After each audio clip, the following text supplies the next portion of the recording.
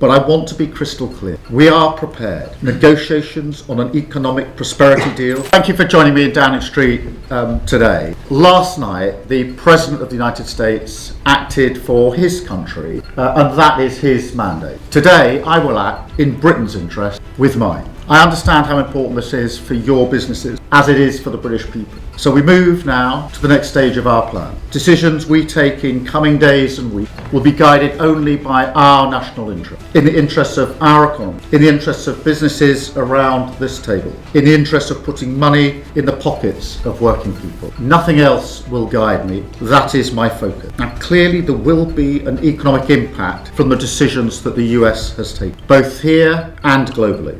But I want to be crystal clear. We are prepared. Indeed, one of the great strengths of this nation is our ability to keep a cool head. I said that in my first speech as Prime Minister, and that is how I govern. That is how we have planned, and that is exactly what is required today. Nobody wins in a trade war. That is not in our national interest. We have a fair and balanced trade relationship with the US. Negotiations on an economic prosperity deal, one that strengthens our existing trading relationship, they continue, and we will fight for the best deal for Britain. Nonetheless, I want to be clear.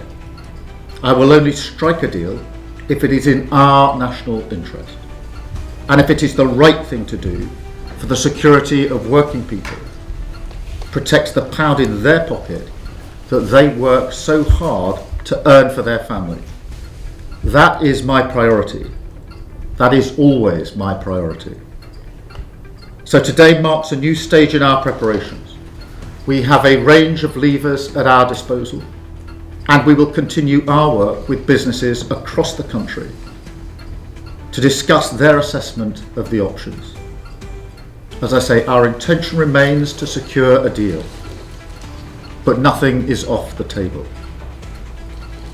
We have to understand that just as with defence and security, so too for the economy and trade, we are living in a changing world, entering a new era. We must rise to this challenge, and that is why I've instructed my team to move further and faster on the changes I believe will make our economy stronger and more resilient.